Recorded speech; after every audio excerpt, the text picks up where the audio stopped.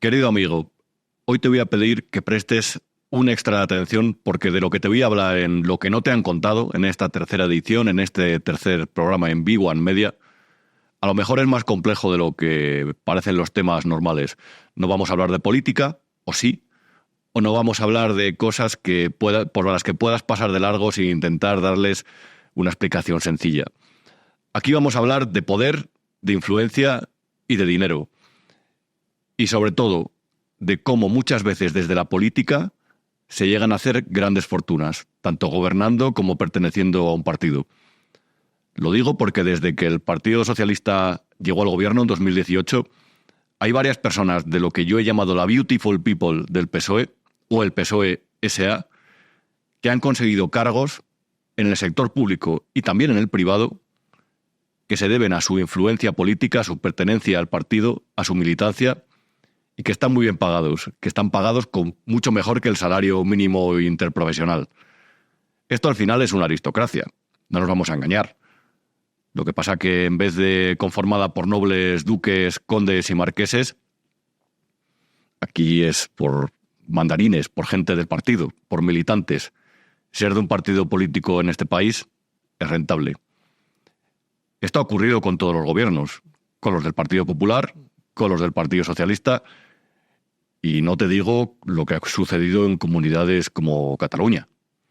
Siempre ha habido una clase privilegiada que en este caso ha estado formada por los partidos, también por los de izquierda, por los que dicen defender el socialismo, pero a la hora de la verdad, tonto el último, porque no solo de pan vive el hombre.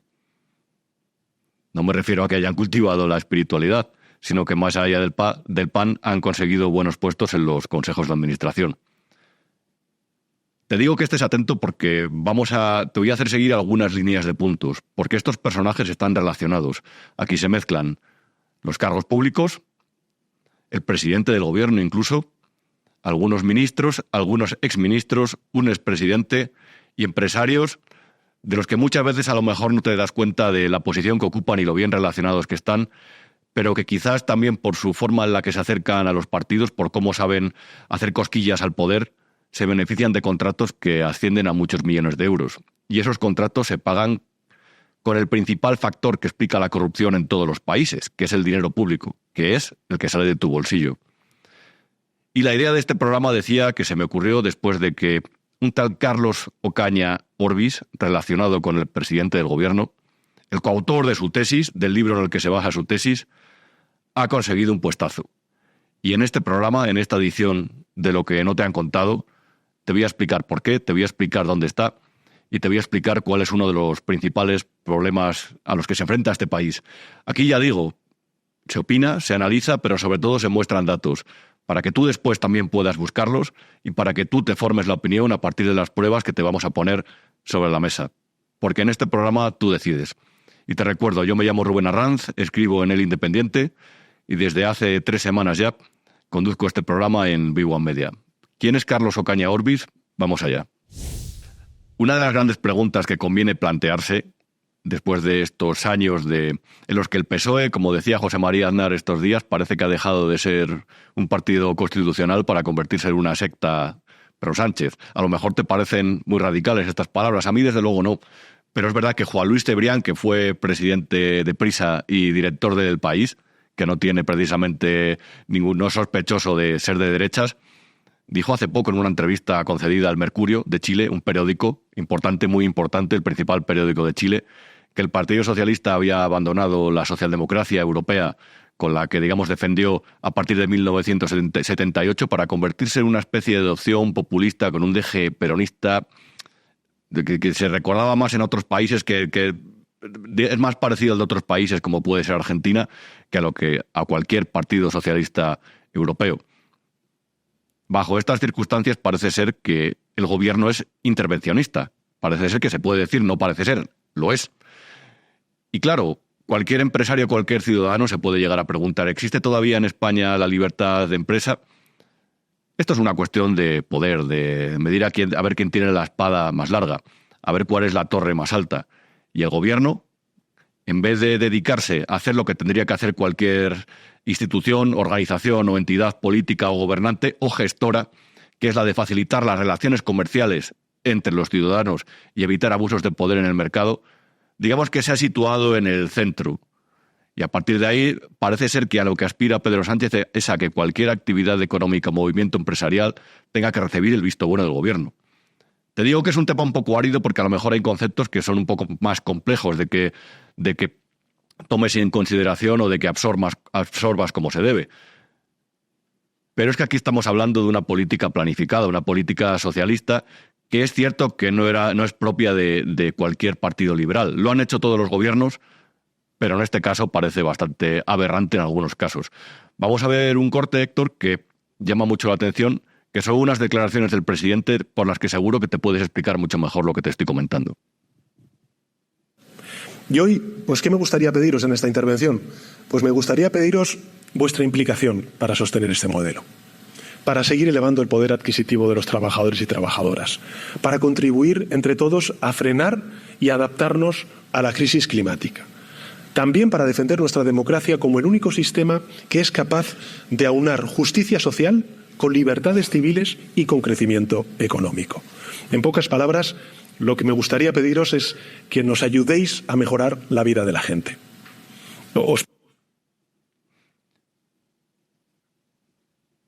Lo que me gustaría pediros es que nos ayudéis a mejorar la vida de la gente. No se estaba dirigiendo a empresarios, a maestros, o a profesores, o a funcionarios. Se estaba dirigiendo a algunos de los poseedores de las mayores empresas familiares de España. Reitero, os estamos pidiendo que nos ayudéis a mejorar la vida de la gente. Yo no sé qué opinas de todo esto, pero desde luego, desde mi punto de vista, lo que mejora, el principal vector de desarrollo y de bienestar en un país es el empleo.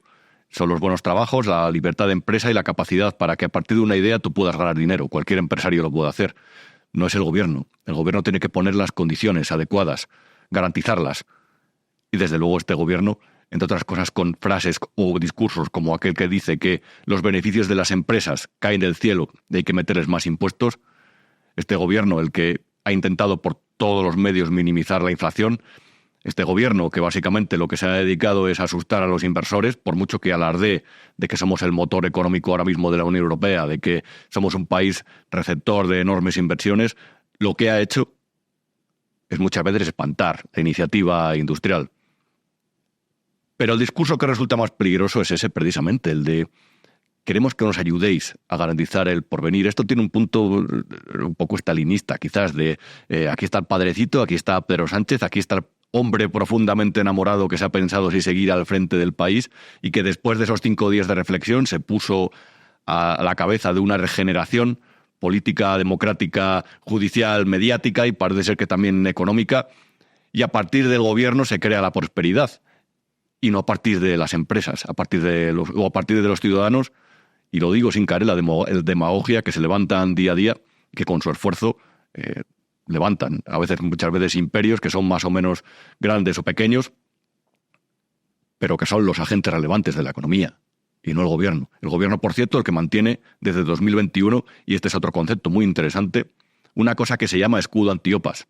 Aquí estamos con las leyes de la pandemia, las que se crearon con el COVID y que todavía en algunos casos, no sé si lo sabrás, siguen vigentes. Una de ellas es un escudo antiopas que se supone que sirve para proteger de operaciones, de compras y de ventas a las empresas pertenecientes a sectores estratégicos, que está desde los satélites, Hispasat, hasta Telefónica, hasta el Grupo Prisa. El Grupo Prisa para el gobierno es una empresa estratégica. Y no sé si sabrás que cualquier movimiento, compra-venta de paquetes de acciones superiores al 5 o al 10% tiene que darlo visto bueno Moncloa. Esto quizás te parezca un asunto menor, pero desde luego no lo es. El proteccionismo a veces es necesario, es cierto, en situaciones de máxima urgencia, pero esta no es una de esas situaciones. Y el gobierno es proteccionista. El gobierno se reserva la última palabra sobre los movimientos empresariales. Por ejemplo, Vivendi, la multinacional francesa de medios de comunicación, quiso crecer, quiso comprar un porcentaje de Prisa, o por lo menos mostró su intención de ello, del Grupo Prisa, la editora del País y de la cadena SER. Sigamos la línea de puntos. Y el gobierno no le contestó. ¿Por qué? Porque el dueño de Vivendi, que se llama Vicent Bolloré, es conservador. Entonces no conviene. A partir de ahí, más o menos uno puede tomar conciencia sobre cuáles son los criterios del Ejecutivo a la hora de tomar esas decisiones. Pero vamos al tema del programa. Porque dentro de esta economía planificada, dentro de esta economía protegida, dentro de este sector productivo en el que el gobierno parece que muchas veces quiere tomar una posición central, hay algunas personas que están viviendo muy bien gracias a ello. Y hay algunos nombres que aparecen con una especial frecuencia. Aquí en la siguiente imagen, Héctor, podemos ver la Junta Directiva del Real Madrid. Y tú dirás, ¿qué tiene que ver el Comité Ejecutivo del Real Madrid con Pedro Sánchez? ¿Recuerdas que te había dicho al principio del vídeo que íbamos a hablar de Carlos Ocaña Orbis? Pues ahí le tienes, señalado en amarillo en esa imagen, junto a Florentino Pérez, junto a José Ángel Sánchez y junto a las personas más importantes del Real Madrid. Carlos Ocaña Orbis tiene buena fama dentro del sector económico madrileño. Entre otras cosas, fuentes que le conocen del sector económico lo que dicen es que ha sido uno de los coordinadores de la obra del Santiago Bernabéu y uno de los defensores de ese proyecto de Superliga con la que Florentino Pérez quiere mejorar la situación económica de los grandes clubes europeos y del fútbol en general. Es su opinión, no la mía. Que puede ser la misma o no. Eso no me compete a mí ahora. Pero llama la atención porque el nombre de Carlos Ocaña Orbis no es casual, a lo mejor, que esté en el Real Madrid. Todo el mundo sabe dentro del sector económico que Florentino Pérez y José Luis Rodríguez Zapatero mantenían una buena relación. Dentro del gobierno de José Luis Rodríguez Zapatero estaba Miguel Sebastián. Fue ministro, entre otras cosas, de Industria. Y llama la atención, entre otras cosas, fíjate que nexos más interesantes, más curiosos, que una de las grandes empresas que ganó adjudicaciones para la electrificación de las vías de AVE, de alta velocidad. Fíjate que el tema no es sencillo, requiere estar atento, reitero. Una de las empresas era Cobra, que pertenece al grupo ACS, que pertenecía a Florentino Pérez. Bajo gobiernos de un signo o de otro hay empresas que siempre se saben situar muy bien al lado del poder. No era la única, estaban muchas, desde SACIR hasta OHL, hasta Acciona. Y estas empresas, el regulador de la competencia español les puso un multazo de muchos millones de euros porque se habían coordinado para repartirse contratos, para participar en licitaciones públicas de forma estratégica, para que unos lo ganaran unos y otros lo ganaran otros. En el gobierno estaba ese ahora mismo socialista modélico, como parece ser que le quieren considerar, que es Rodríguez Zapatero. Uno de los ministros en esa época era Miguel Sebastián, que también estuvo en la oficina económica del presidente del gobierno. Vaya, parece que las cosas no funcionaban tan bien. Entonces lo digo porque parece que cuando estalló la crisis económica todo era culpa del Partido Popular. Pero es que a lo mejor no es así exactamente. A lo mejor fue culpa compartida y también aquí tuvo que ver el Partido Socialista. Es muy curioso porque se atribuye dentro del sector económico a Antonio García Ferreras, que entonces era el director de comunicación del Real Madrid, era directivo del club, el que Zapatero, que no es ningún secreto, que se llevaba muy bien, que tenía una relación de amistad con Ferreras y que la tiene. Digamos que Zapatero fortaleció la relación con Florentino Pérez gracias, entre otras cosas, a ese nexo común que es García Ferreras. Y aquí volvemos otra vez al principio, al resumen de todo. Al final, muchas veces el sector mediático, el empresarial y el político están relacionados por unos hilillos conductores, por unos personajes, unas personas que actúan a veces de conseguidores, a veces de llamadores por teléfono y a veces simplemente de negociadores, y que eso lo que permite es que se unan los diferentes cargos. Y muchas veces se maneja dinero público, por supuesto. Y muchas veces aparecen nombres repetidos, como el de Carlos Ocaña. Carlos Ocaña, como podemos ver en la siguiente imagen, esta semana era nombrado consejero de Telefónica. Y tú dirás, ¿y qué hace este señor dentro de la operadora de telecomunicaciones? Pues esto es otra cosa muy importante que tienes que saber. El gobierno de España anunció hace unos meses su intención de entrar en Telefónica, de comprar acciones con dinero público. Se ha gastado ya aproximadamente 1.500 millones de euros en esa tarea. Y lo que dice es que es para proteger una empresa que tiene muchos contratos de defensa o comunicaciones fundamentales con el gobierno de España y que en un momento en el que el panorama internacional está revuelto, el panorama geopolítico, Eso es necesario para protegerla, la presencia del gobierno. Por supuesto, los socios de Pedro Sánchez, los Más Madrid, Podemos y compañía, defienden que el gobierno esté en todas las empresas estratégicas, en las eléctricas, en un banco público, defienden, y por supuesto en Telefónica. Desde el gobierno de Pedro Sánchez andan, digamos, con un poco más de disimulo, actúan. Pero lo que han dicho es que, claro, como Telefónica tiene contratos de telecomunicaciones, maneja datos de los españoles, y unos árabes de Arabia Saudí, una empresa de comunicaciones de Arabia Saudí, iba a entrar en ella, ha comprado acciones, ha comprado el 9,9%, 5% directo y 4,9% indirecto, porque el gobierno tenía que estar para protegerse, como en una partida de ping-pong con otro accionista. Eso nos ha costado un ojo de la cara. Y eso lo que ha hecho es que en el Consejo de Administración de Telefónica entre Ocaña Orbis. Pero ¿y quién es Ocaña Orbis? En esta imagen, Héctor, en la imagen 3, se puede ver un libro que está firmado por Pedro Sánchez, La nueva diplomacia económica española. En este libro está basada su tesis de fin de carrera, la que algunos medios de comunicación le han acusado de plagiar. Uno de los coautores de la tesis de Pedro Sánchez es el nuevo consejero de Telefónica. Es el miembro del Comité Ejecutivo del Real Madrid. Es el miembro de una cosa que es una organización que hay en Prisa, una especie de departamento que se llama Transformación Digital. Prisa, la editora del País. ¿Has visto cómo muchos nombres aparecen varias veces, repetidos en el sector económico español y el político? Hasta en el libro de Pedro Sánchez aparece, en el de la tesis.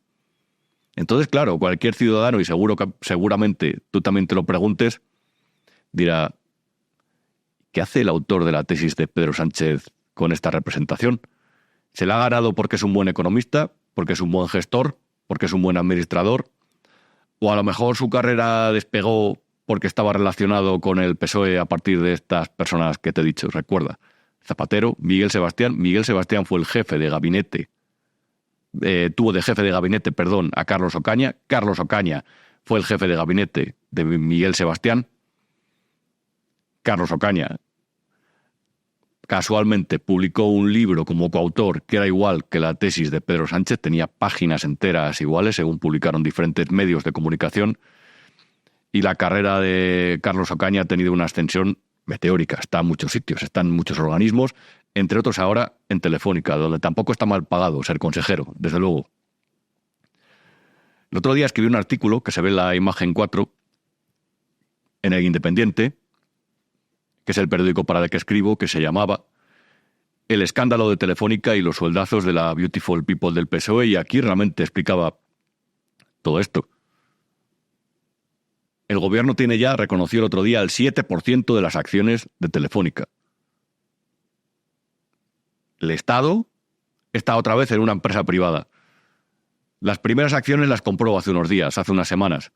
Para que te hagas una idea, desde el régimen de Franco, el Estado no compraba acciones de Telefónica.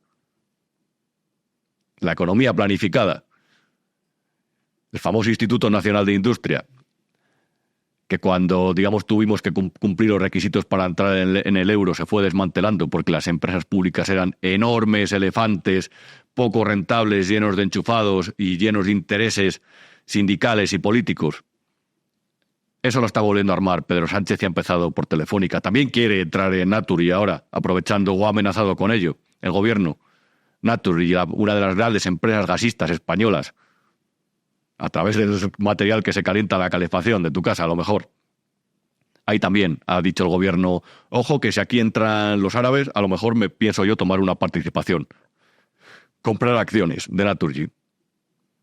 Por supuesto, Indra, que es público-privada, la tomó al asalto para poner a una persona de su máxima confianza. Aquí en la imagen 5 podemos ver lo que ha ocurrido en Telefónica en los últimos días, que ha superado el umbral del 7% de la participación del gobierno, la SEPI, que es básicamente la organización a través de la que entra en esta empresa y la que está presente en otras empresas público-privadas. Con el 7% le correspondía nombrar a un consejero y ha entrado Ocaña Orbis, que a partir de ahora estará mucho mejor pagado, como otros tantos políticos del Partido Socialista, sobre todo miembros del PSC, de la rama catalana del Partido Socialista. El otro día hablaba con una persona del partido y me decía de broma, la verdad es que hay que ser tonto para ser licenciado de Economía dentro del Partido Socialista de Cataluña, que no te hayan ofrecido un puesto en una empresa pública en los últimos años. Reitero, la aristocracia. La aristocracia no son condes, duques en bailes palaciegos en la Edad Media o en el Renacimiento. No.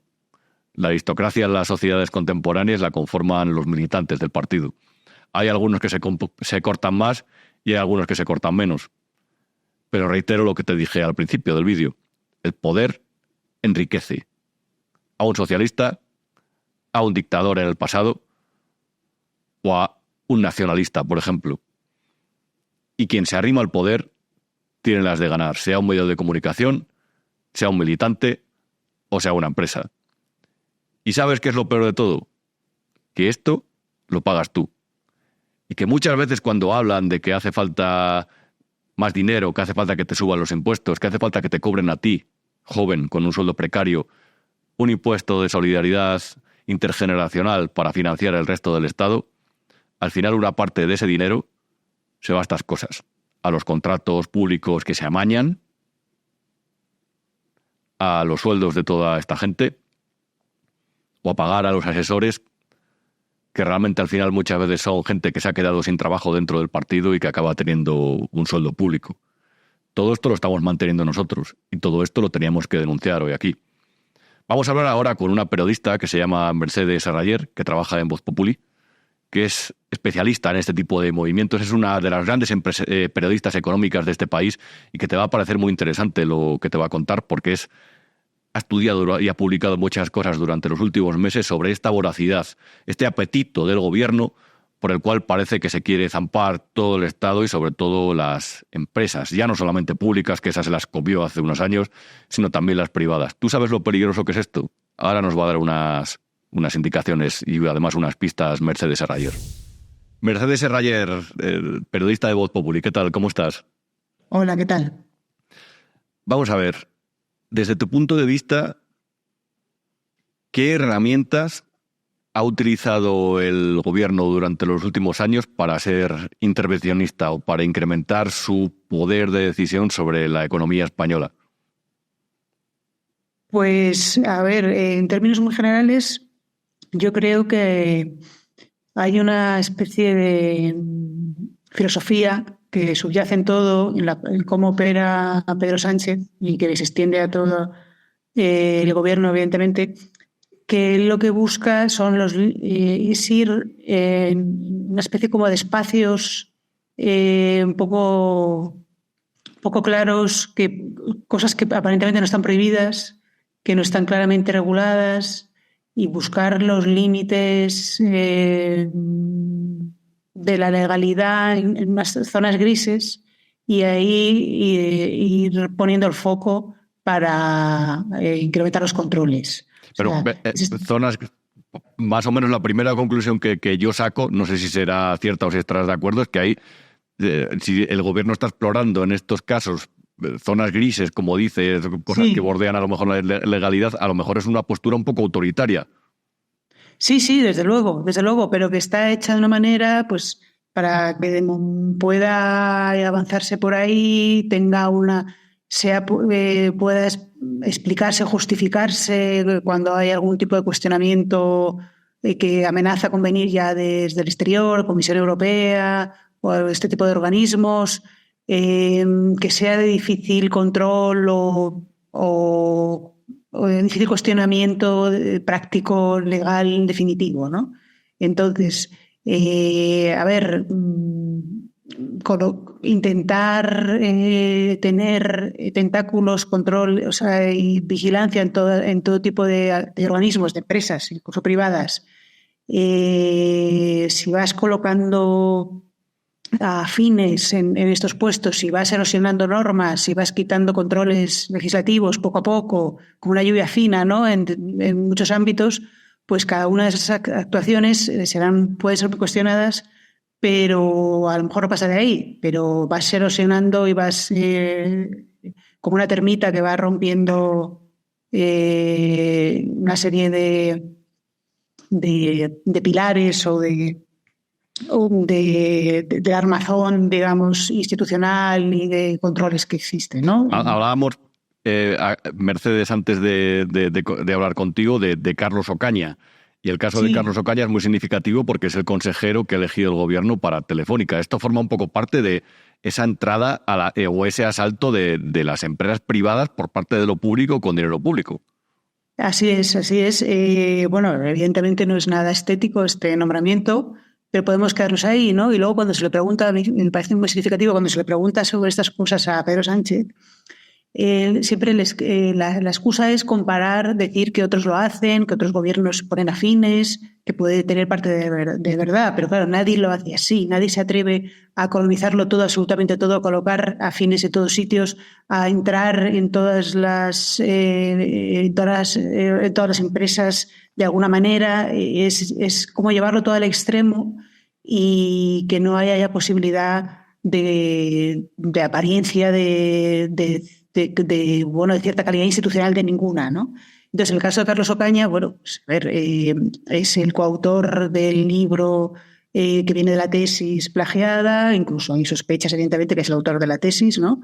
Bueno, pues luego ha tenido cierta trayectoria empresarial, todo auspiciado precisamente por ese trato con Sánchez, pero bueno, pues era una persona jovencísima que estaba en la órbita del gabinete, ¿no?, de Sebastián, y es pues una cercanía al presidente apabullante, como es patente, ¿no? Entonces, claro, el caso de la entrada de Telefónica del gobierno, de la SEPI al final del gobierno de Telefónica, es muy paradigmático porque todo se estaba cocinando hace justo un año, cuando se acercaban las elecciones municipales y autonómicas, y luego ya probablemente en la mente de Sánchez y sus asesores estaba la posibilidad de que hubiera ya generales, aunque fue muy sorprendente cómo se produjo, pero vamos, todo esto estaba más o menos calculado, se venía produciendo totalmente en la sombra, estaba comprando STC, estaba comprando ya desde abril, y todo estalla ya cuando se adelantan las elecciones. Entonces tenemos el 4 de julio de 2023 un extrañísimo Consejo de Ministros donde se hace o se aprueba un Real Decreto sobre inversión exterior que es muy extraño, muy ambiguo todo, pero que precisamente quita una serie de controles que facilitan la entrada de STC en Telefónica, que en cierto modo ha sido lo que le ha ayudado al gobierno a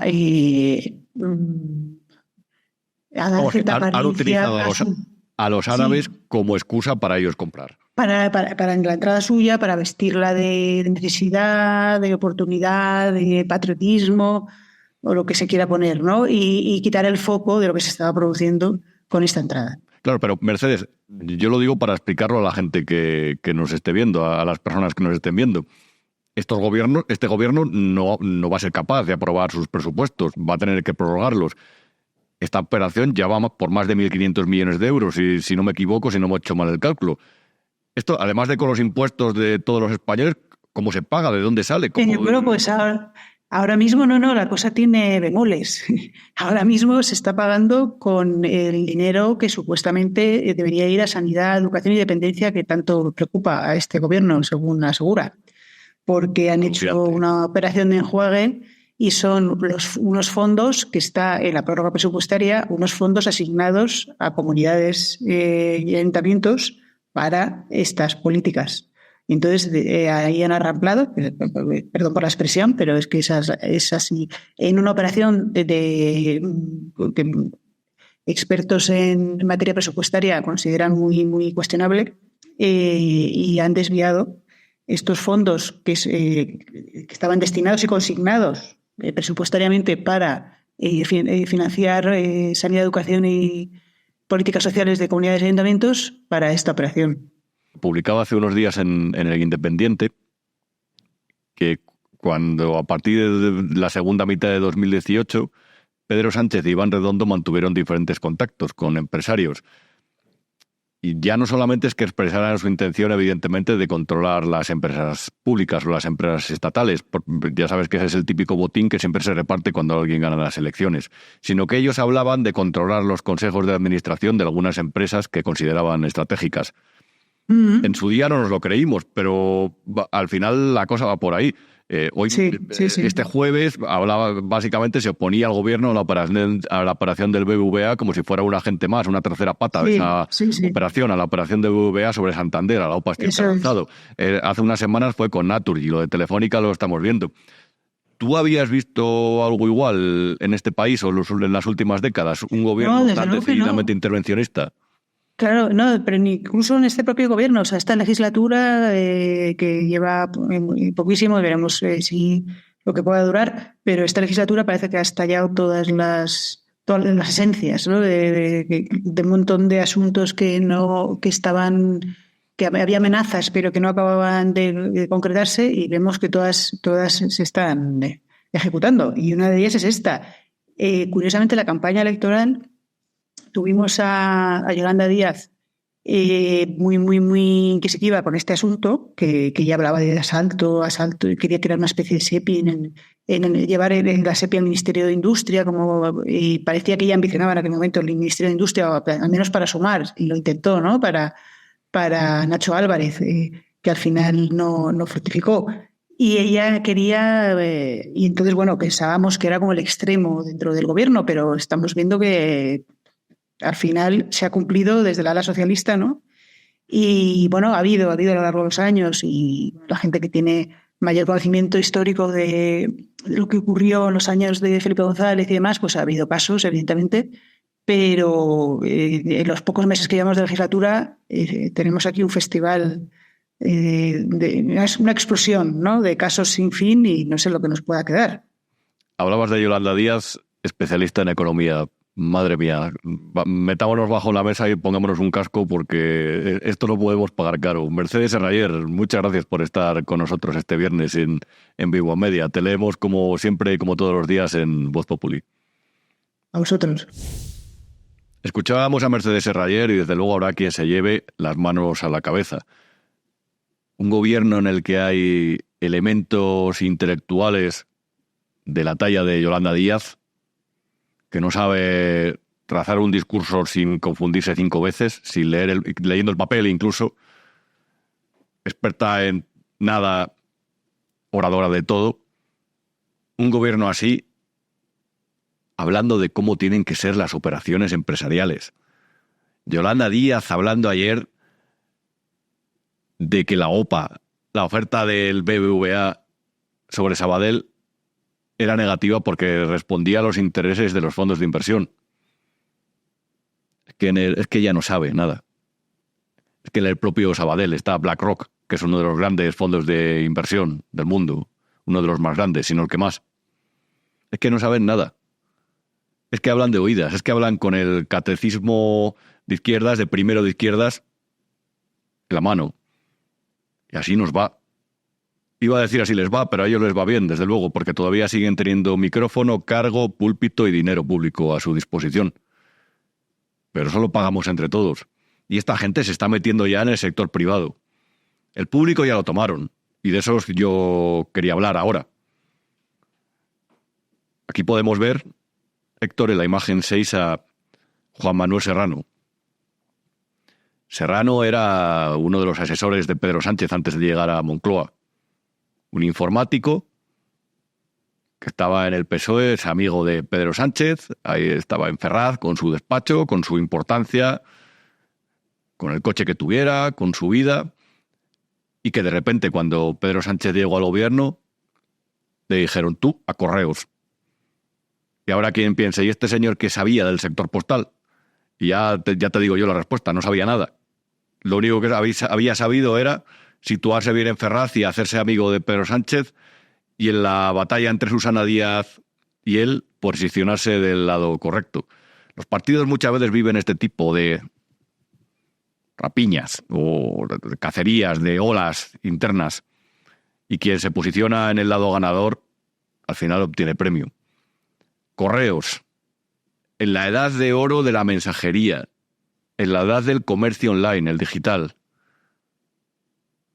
Correos ha perdido una pila de millones durante los últimos años. Es que ni siquiera los propios sindicatos defendían a Serrano antes de que se fuera, que lo destituyó el gobierno cuando Correos tenía un agujero de 1.000 millones de euros. En el año 2022 perdió 217 millones. En 2023, todavía a falta de cerrar las cuentas, se estima que serán 300. Es que es lo que tiene cuando al frente de las empresas públicas se pone a gente que no tiene ni pajolera idea de gestionarlas, que acaban siendo pozos sin fondo. Y ese dinero, como bien decía Mercedes Serrayer, algunas veces va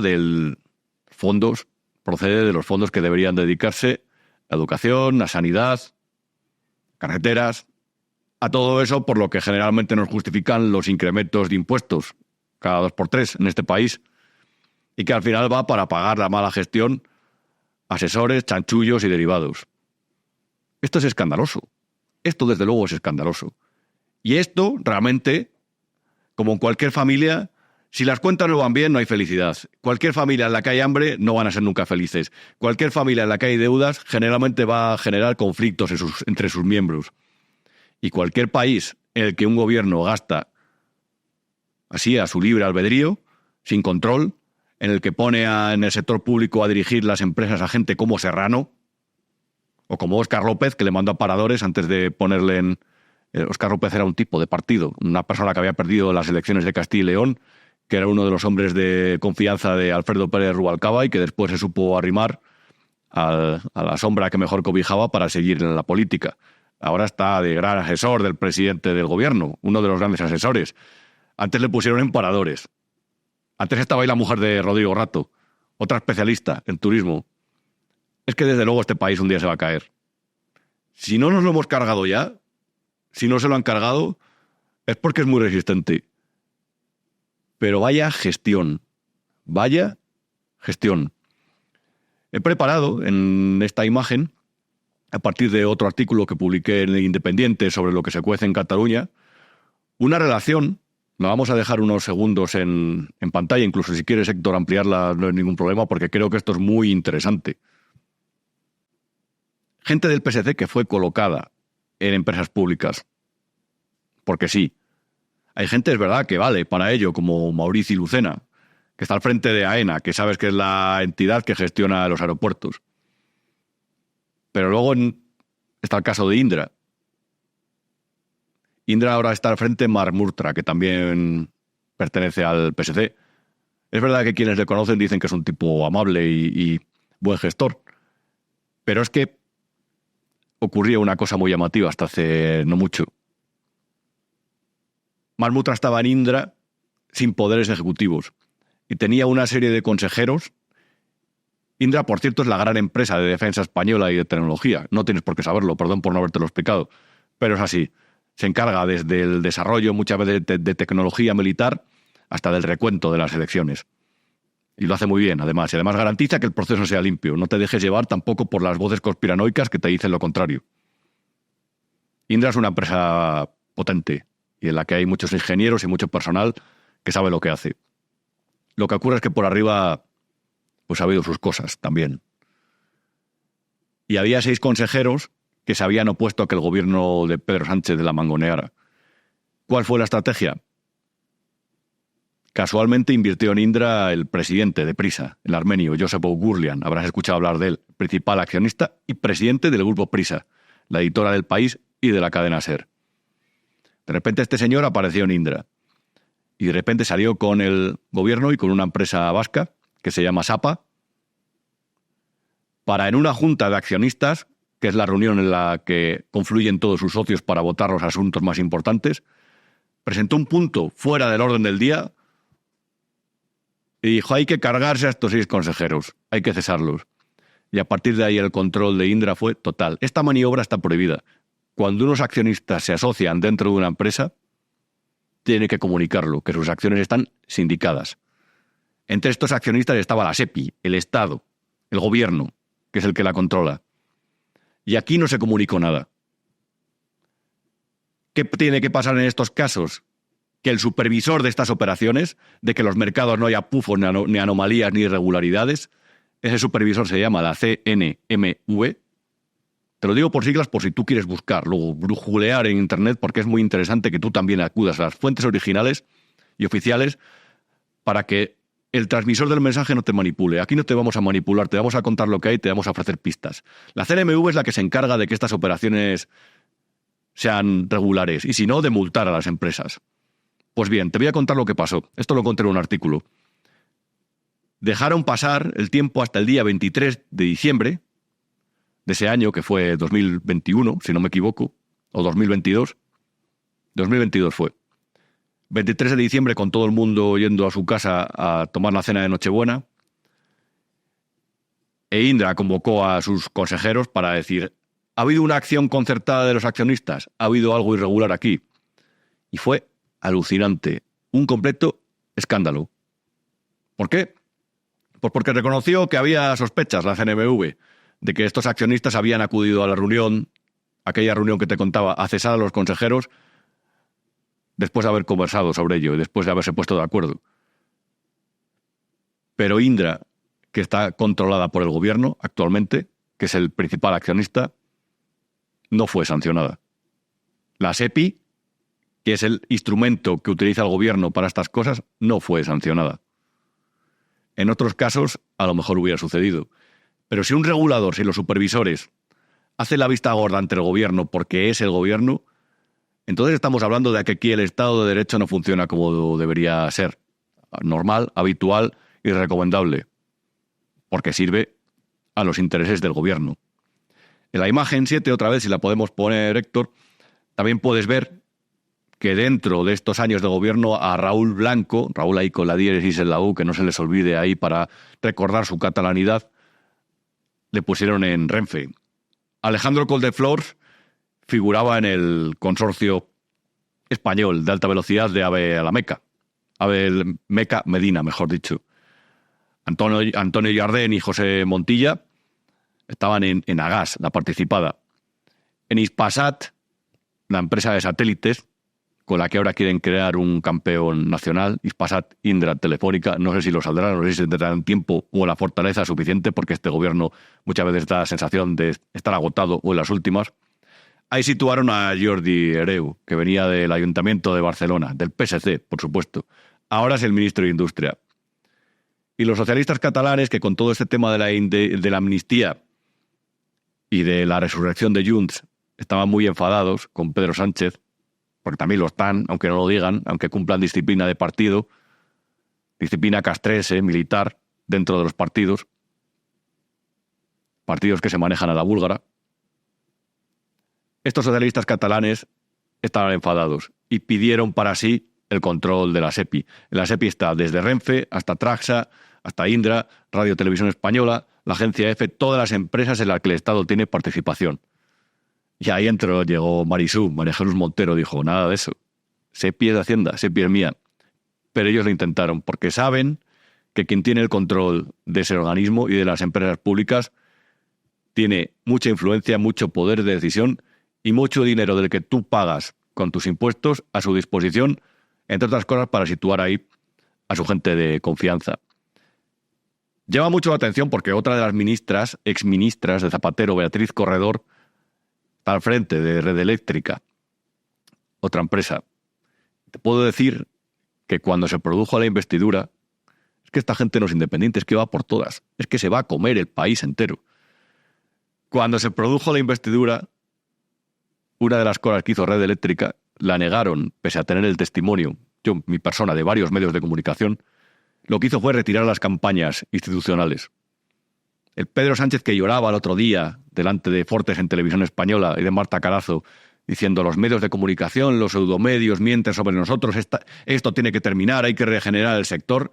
El propio Pedro Sánchez, a los enemigos suyos, mediáticos, que son a los que no le cantan las alabanzas, a los que no son los Prisa, el diario.es, les quitó las campañas institucionales, les quitó el dinero, porque ese tiene que ir solamente para sus amigos, para los que hablan bien de él, para los que conceden entrevistas cuando vienen mal dadas.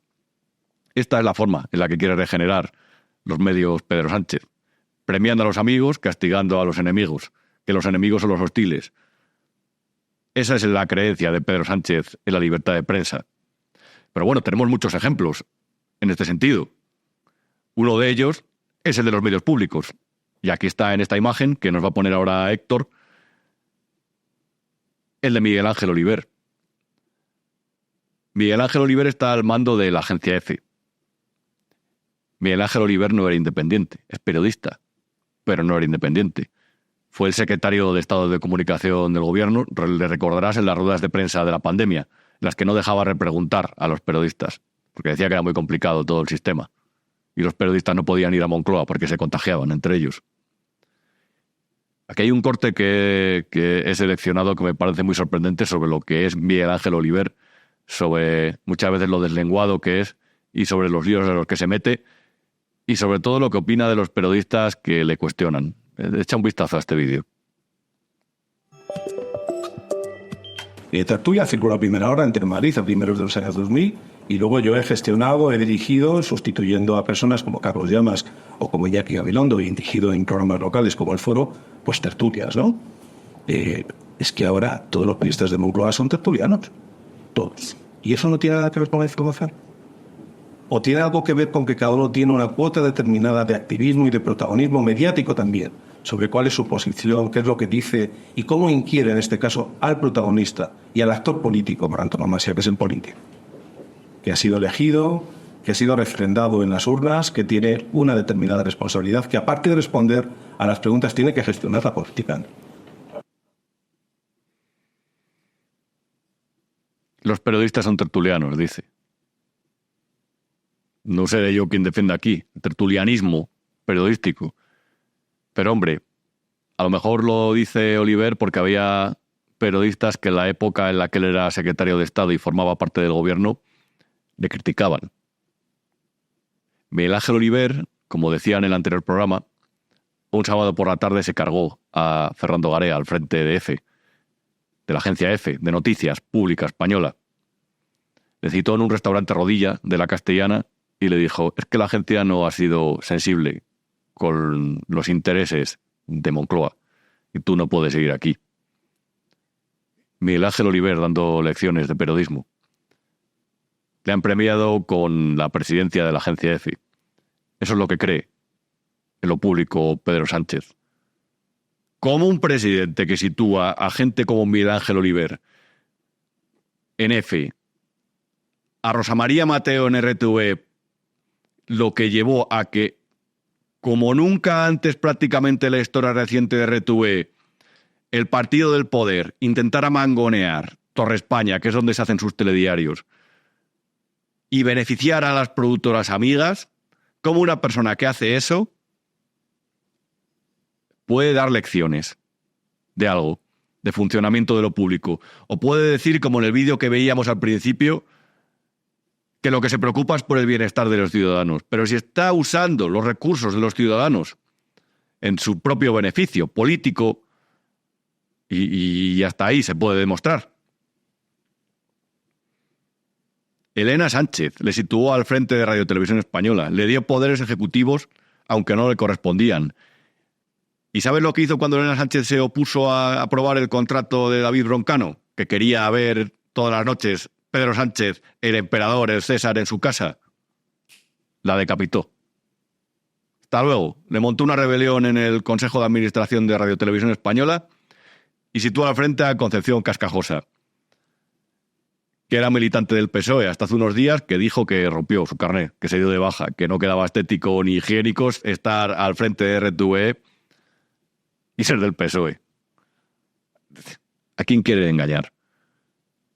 Este es el gobierno que ahora se ha metido en el accionariado de Telefónica para controlarla. Telefónica, uno de los principales anunciantes de medios de comunicación. Telefónica, y esto es muy importante que lo sepas, donde Carlos Ocaña, el coautor del libro que va sobre la tesis de Pedro Sánchez, va a compartir espacio con Javier de Paz.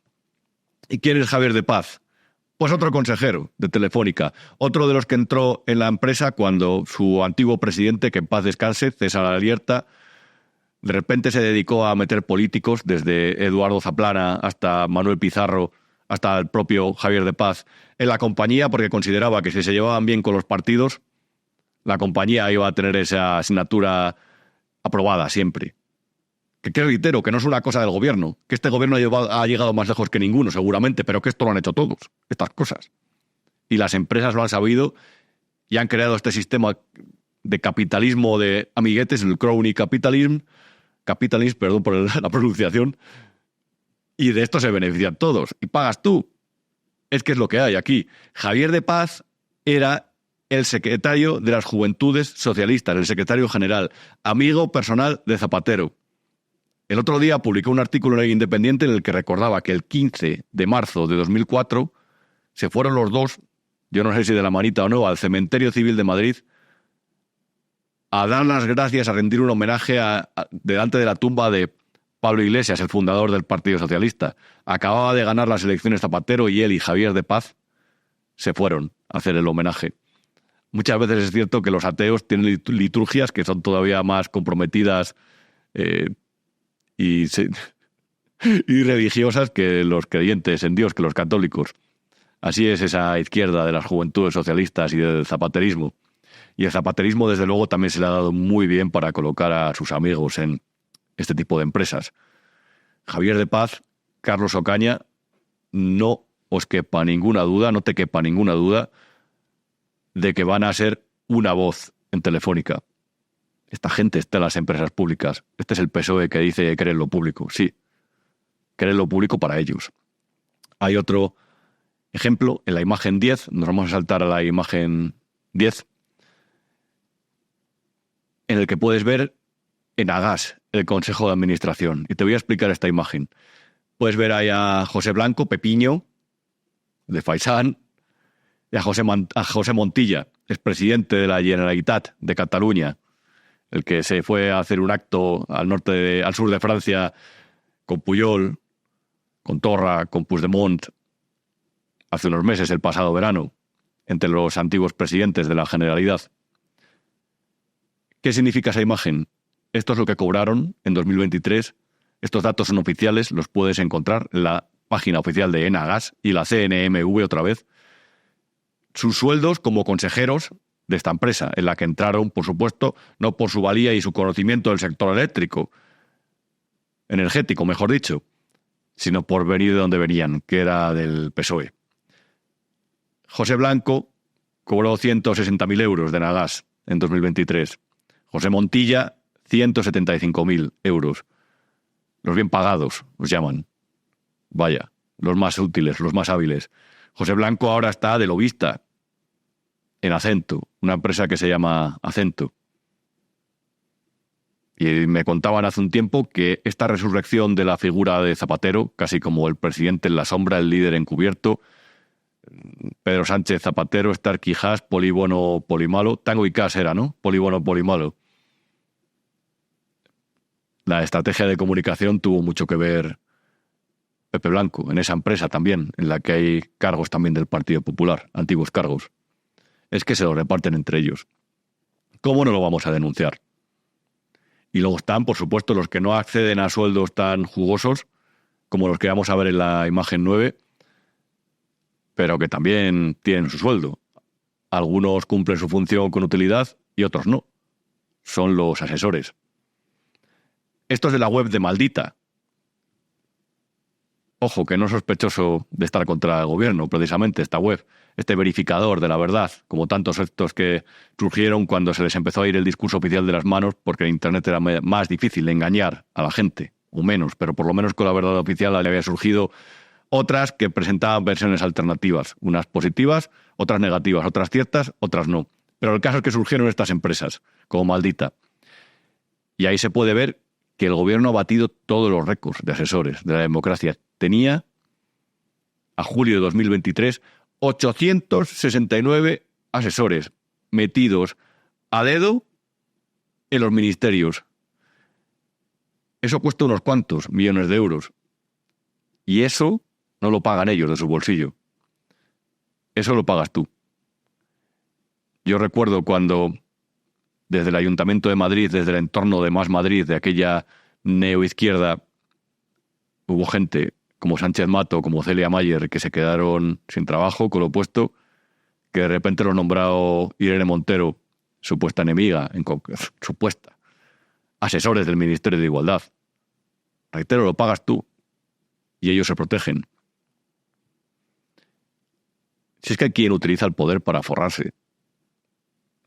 Y una vez que conoces todo esto, que te hemos explicado en este tercer programa de Lo que no te han contado, a lo mejor te parece todavía más aberrante eso de que el presidente del gobierno, que ha consentido o ha contribuido a montar todo esto, o a mantener, porque es cierto que había mecanismos lamentables que ya estaban vigentes, a lo mejor te parece lamentable que haga ese melodrama, ese show o ese culebrón de tomarse 5 días de descanso porque un juez ha iniciado diligencias sobre las actividades profesionales de su mujer para ver si hay un conflicto de intereses o de influencias ahí. Tiene bemoles que gente que vive también, que ha hecho un uso tan obsceno de lo público, que ha erosionado tanto el Estado de Derecho y que ha pegado tal paliza a las instituciones que mantienes tú, reitero, con tus impuestos, tiene narices que encima se haga la víctima. Querido amigo, la información es poder. Y con toda la información de tu mano, yo siempre te emplazo a que acudas a las fuentes originales, ya que tú mismo te informes, sin necesidad muchas veces de intermediarios. En las fuentes oficiales está la información, y cuando la conozcas, te vas a llevar las manos en la cabeza. Y cuando veas lo que hay, te vas a indignar todavía más. Ahora bien, ahora que se dice tanto ese término del empoderamiento, con todas estas barbaridades que muchas veces se lanzan, te diré que lo que verdaderamente empodera, que el bien intangible más valioso, es la información. Y si aquí en este tercer episodio de Lo que no te han contado te hemos ayudado a saber cómo se zampan el Estado, cómo colocan a sus amigos y cómo incluso premian al coautor de la tesis doctoral del propio presidente, si te hemos ayudado en este sentido, creo que hemos cumplido nuestra función. El viernes que viene nos vemos por aquí. Reitero, soy Rubén Arranz, escribo en El Independiente y una vez a la semana conduzco Lo que no te han contado en esta casa que ha sido tan generosa y que es tan generosa conmigo, que se llama B1 Media. Hasta la semana que viene.